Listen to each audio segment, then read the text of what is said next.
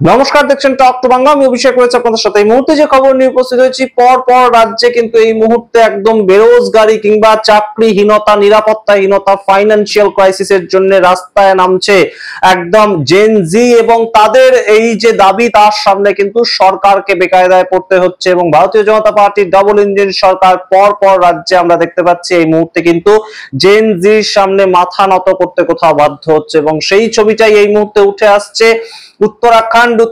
আপনাদের গতকালই জানিয়েছিলাম যে দেরাদুনে বিস্তর আন্দোলন হয়েছে এবং সেখানকার আন্দোলনের বিষয় পেপার লিক হয়ে গিয়েছে। অর্থাৎ উত্তরাখণ্ড সরকারের যে সরকারি চাকরির পরীক্ষা, সেই পেপার লিক একদম সরাসরি হয়ে গিয়েছিল 21শে সেপ্টেম্বরের পরীক্ষার পর একদম মাত্র আধ ঘন্টার মধ্যে পেপার লিক হয়ে যায়। এবং সেই পেপার লিক হয়ে যাওয়ার পরবর্তীতে ছাত্রছাত্রীরা রাস্তায় নামেন। ক্রমাগত 3 দিন আন্দোলন হওয়ার পর একদম রাজ্যের মুখ্যমন্ত্রী তিনি সেটাকে জেহাদি আন্দোলন হিসেবে আখ্যায়িত করেন। তাতে আরো চটে যায় রাজ্যের যুবরা, এবং তার পরবর্তীতে এই মুহূর্তে কোথাও মাথা নত করতে একদম বাধ্য হলো ভারতীয় জনতা পার্টির সরকার।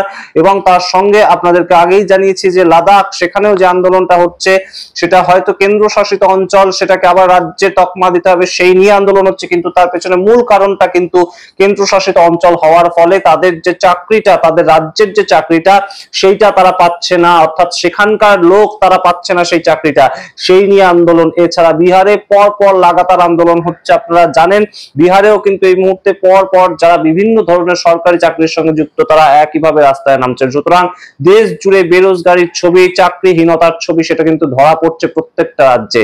এই নিয়ে আজকের এই বিস্তারিত প্রতিবেদন। কি হলো উত্তরাখণ্ডে এবং কি বললেন মুখ্যমন্ত্রী, কেন পিছিয়ে আসতে বাধ্য হলেন, সমস্তটাই বলবো। তার আগে অবশ্যই টক টু বাংলা ইউটিউব চ্যানেলকে সাবস্ক্রাইব করে দিন, এই ভিডিও দেখুন শেষ অবধি স্কিপ না করে।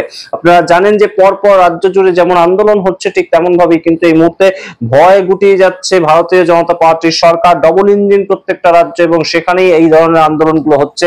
একদম সরাসরি যে খবরটা উঠে আসছে উত্তরাখণ্ড থেকে, UKSSSC সেই একটা পরীক্ষা হয়, যে পরীক্ষাটার মাধ্যমে সামগ্রিকভাবে উত্তরাখণ্ডের সমস্ত সরকারি নিয়োগ হয়, সরকারি চাকরিতে নিয়োগ হয় এই একটা পরীক্ষার মাধ্যমে। তার পরবর্তীতে বিভিন্ন ডিপার্টমেন্ট তারা ইন্টারভিউয়ের মাধ্যমে গ্রহণ করে। কিন্তু প্রাইমারি যে কোনো মানুষকে উত্তরাখণ্ডে সরকারি চাকরি পেতে গেলে UKSSSC সেই পরীক্ষায় পাশ করে আসতে হবে, এবং সেই পরীক্ষাটাই হয়েছিল গত 21শে সেপ্টেম্বর। কিন্তু পরীক্ষাটা হওয়ার মাধ্যমেই কিন্তু দেখা যায় প্রথম আধ ঘন্টার মধ্যেই পেপার লিক হয়ে যায়।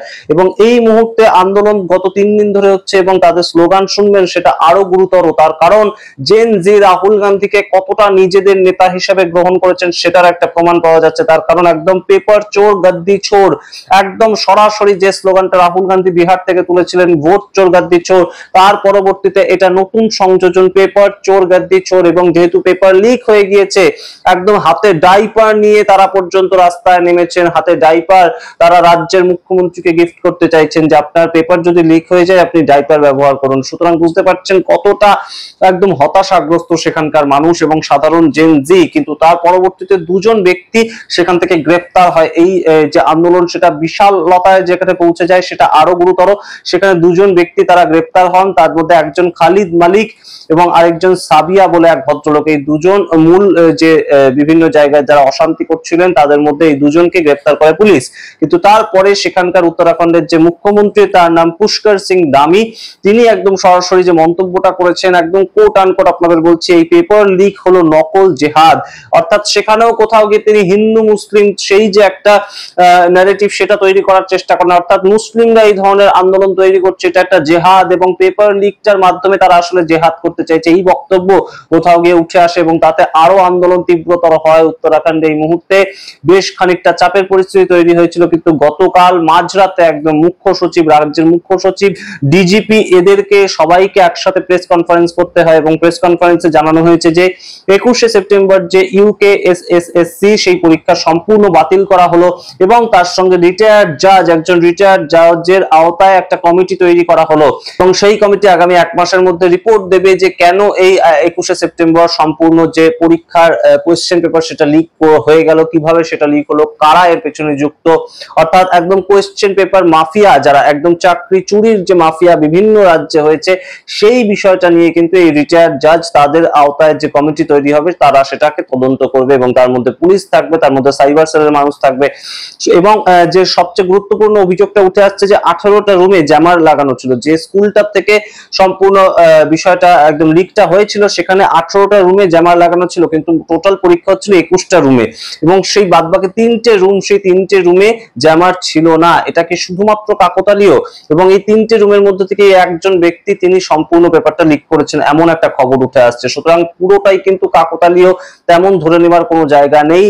এটার পেছনে কারা ছিল, এবং একটা আপনাদের তথ্য দিই একদম সরাসরি, গত 5 বছরে 65টা পেপার কিন্তু সারা দেশ থেকে লিক হয়েছে বিভিন্ন রাজ্য মিলিয়ে, যার মধ্যে ডবল ইঞ্জিন সরকার যেখানে যেখানে চলছে, সেটা মধ্যপ্রদেশ হতে পারে, উত্তরপ্রদেশ হতে পারে, কিংবা উত্তরাখণ্ড হতে পারে, প্রত্যেকটা জায়গাতেই কিন্তু সেই সংখ্যাটা অনেক বেশি, এবং তার কোনো কিনারা কেউ করতে পারেনি। এছাড়া আপনাদের মনে থাকবে নেট পরীক্ষা, গত বছর 2024 সালের যে নেট পরীক্ষা, সেটা প্রথমবার পেন অ্যান্ড পেপারে হয়েছিল, এবং প্রথমবার বলতে একদম আগে যখন নেটে এমসিকিউ টাইপটা আসেনি সেই সময় সেটা পেন অ্যান্ড পেপারে হতো, কিন্তু তার পরবর্তী যখন থেকে এমসিকিউ টাইপটা এলো তখন থেকে সম্পূর্ণ কম্পিউটারাইজ পরীক্ষা হতো। কিন্তু 2024-এ যারা নেট পরীক্ষা দিয়েছিলেন তাদের মনে থাকবে যে 2024-এ সম্পূর্ণ নেট পরীক্ষাটা একবার করা হয় পেন অ্যান্ড পেপার সিস্টেমে, কিন্তু তখনই দেখা যায় পেন অ্যান্ড পেপার সিস্টেমের পরীক্ষা 24 ঘন্টার মধ্যে সম্পূর্ণ ইউজিসি বাতিল করে দেয়, এবং সেই যে বাতিল করে দেওয়ার পরীক্ষাটা সেটা নিয়েও কিন্তু তীব্রতর আন্দোলন হয়েছিল। সুতরাং এইভাবে পেপার লিকেজ সেটাকে যদি আটকানো না যায়, তাহলে ভারতবর্ষ বিকশিত ভারতবর্ষ হিসাবে যে প্রতিষ্ঠিত হতে চাইছে, সেখানে তো তাদের মূল ভিত্তিটা একদম যুবরা, এবং যুবরা যদি চাকরিহীনতায় ভোগে, যুবরা যদি রাস্তায় নেমে প্রতিবাদ আন্দোলন করতে হয়, তার পরবর্তীতে তাদের দাবিটা শুনতে হয়। তাদের দাবিটা এরকম ছিল না যে যারা পরীক্ষা দিয়েছে তাদের সবাইকে চাকরি দিয়ে দিতে হবে, সেটা তাদের দাবি কখনোই ছিল না। তাদের দাবিটা ছিল যে আমরা যে পরীক্ষাটার জন্য পর পর সারা বছর 15 ঘন্টা করে পড়াশোনা করি, আমরা যে পরীক্ষার জন্য প্রিপারেশন নেই, সেই প্রিপারেশনের মুখে জল ঢেলে দিচ্ছে 15 লক্ষ টাকা, 20 লক্ষ টাকা, এবং তার বিনিময়ে কেউ একটা পেপারটা লিক করে দিচ্ছে। সেই বিষয়গুলোকে আটকাতে হবে এবং সম্পূর্ণ পরীক্ষাটাকে বাতিল করে আবার নতুন নিয়োগ প্রক্রিয়া চালু করে এই প্রক্রিয়াটা সম্পন্ন করতে হবে। এই দাবিতে যুবরা রাস্তায় নেমেছিলেন। দেরাদুন থেকে শুরু করে উত্তরকাশী প্রত্যেকটা জায়গাতে আন্দোলন হয়েছে গত 3 দিন ধরে, এবং তার পরিবর্তে যে ছবিটা উঠে এসেছে একদম সরাসরি এই মুহূর্তে মুখ্য সচিব থেকে শুরু করে ডিজিপি, তারা প্রত্যেকে এই সামগ্রিক বিষয়টা নিয়ে প্রেস কনফারেন্স করলেন, কিন্তু মুখ্যমন্ত্রী আর মুখ খোলেননি। তিনি একবার মুখ খুলে যে বেকায়দায় ফেলেছেন সামগ্রিকভাবে ভারতীয় জনতা পার্টির সরকারকে কিংবা ডবল ইঞ্জিন সরকারকে, তার পরবর্তীতে আর কোনোভাবেই তিনি এই মুহূর্তে কিন্তু মুখ খোলেননি। তেমন একটা ছবি উঠে আসছে। সম্পূর্ণ প্রেস কনফারেন্সটা মুখ্য সচিব করলেন, কিন্তু কোথাও গিয়ে সরকার মাথা নত করতে বাধ্য হলো ছাত্রদের আন্দোলনের সামনে। সেই ছবিটা বারংবার উঠে আসছে। গতকালই আপনাদেরকে জানিয়েছিলাম লাদাখে কিন্তু একই ছবি, সেখানেও কিন্তু বেরোজগারি, সেখানেও চাকরিহীনতা, সেই ছবিটা উঠে আসছে। বিহার পর সময় কিন্তু একই ছবি উঠে আসছে। বিহারে চাকরিহীনতার জন্য কখনো ভারতীয় জনতা পার্টির দপ্তর, কখনো নীতিশ কুমারের দপ্তর, কখনো জেডিইউর দপ্তর, সবকটা তারা একদম বিহারে আটকে দিচ্ছে, এবং তাদের একটাই দাবি, তাদের চাকরিটা পার্মানেন্ট করতে হবে। সুতরাং এইভাবে প্রত্যেকটা রাজ্যে যেভাবে চাকরিহীনতায় রাস্তায় নামছে যুবরা, সেটা কি কোথাও গিয়ে একটা অশনি সংকেত? আপনারা কি মনে করেন অবশ্যই কমেন্ট বক্সে কমেন্ট করুন। দেখতে থাকুন টক টু বাংলা। প্রত্যেকটি ভিডিও লাইক, কমেন্ট, শেয়ার করুন, এবং অবশ্যই টক টু বাংলা ইউটিউব চ্যানেলটিকে সাবস্ক্রাইব করে দিন। ধন্যবাদ।